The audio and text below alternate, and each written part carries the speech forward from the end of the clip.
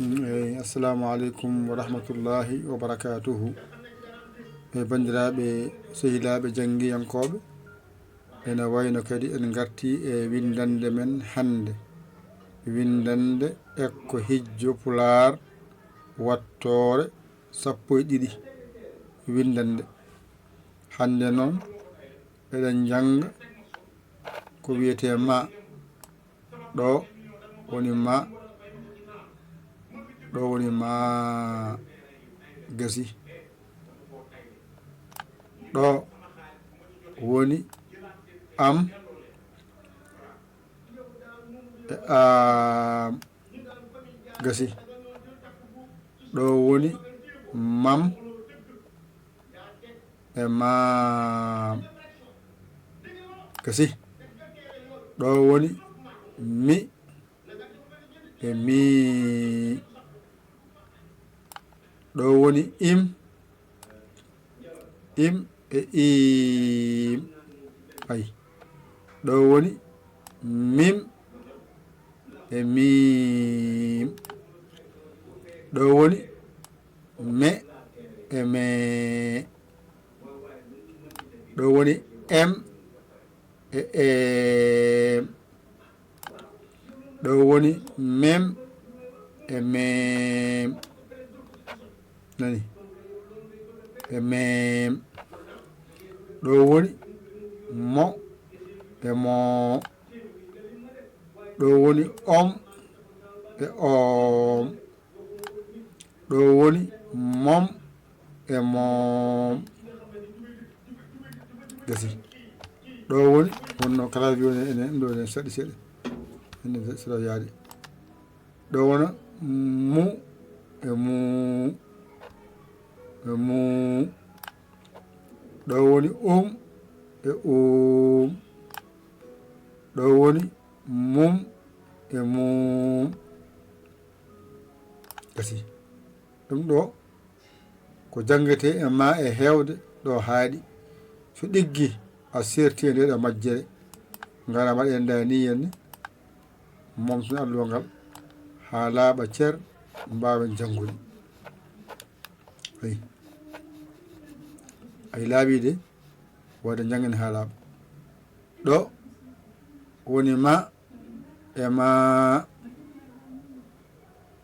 Ɗo woni mi e mi.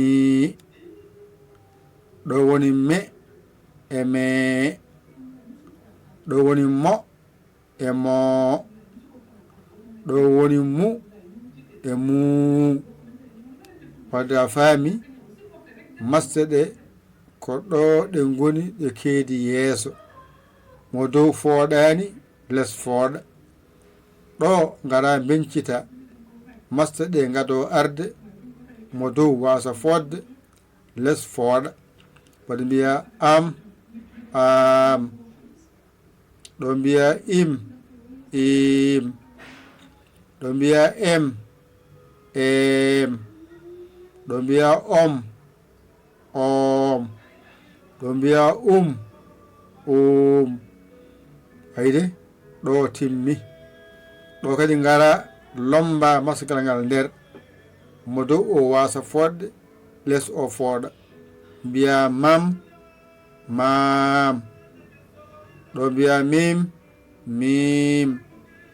Ɗo mbiya mem mem. Ɗo mbiya mom mom. Ɗo mbiya mum mum. Timmi. Hay ɗum ɗo de so ɗiggi tan andu a sirti e majjere jangetede e ma. Ko jangete e ma e hewde yaltani ɗo.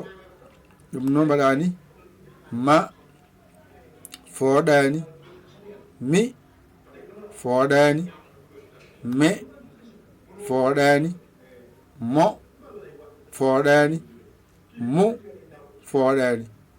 Ngara pooɗen mbiyen ma en pooɗi, mbiyen mi en pooɗi, mbiyen me en pooɗi, mbiyen mo en pooɗi, mbiyen ɗo mu en pooɗi.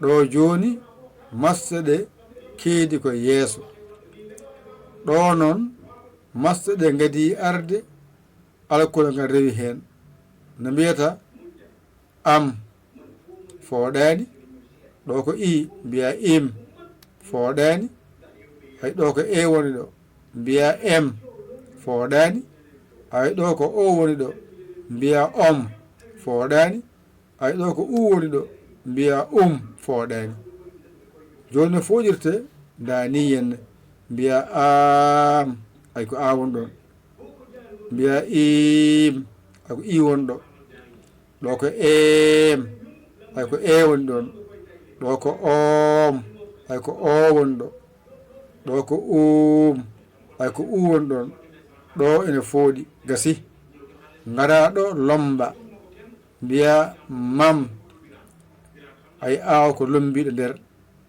ɗo ko mim ay i o ko nder lombi ɗo ko mem ay e o ko nder lombi ɗo ko mom ay o ko nder lombi ay ɗo ko mum u o nder lombi ɗo fooɗani ɗo noon ngara pooɗa ay a o ko nder lombi mbiya mam ɗo ko i lombi nder mbiya mim ɗo ko e lombi mbiya mem ɗo ko o lombi mbiya mom ɗo ko u lombi mbiya mum timmi ɗum ɗo sa wawi ɗum han hankkadi ko jangete to bange ma a gayni ƴetta kuɗol ma e karne ma mbañitoɗa janga ɗigga a hoolaki hoorema ƴeewa bawɗo ngal ɗakkoɗa sara makko o holluma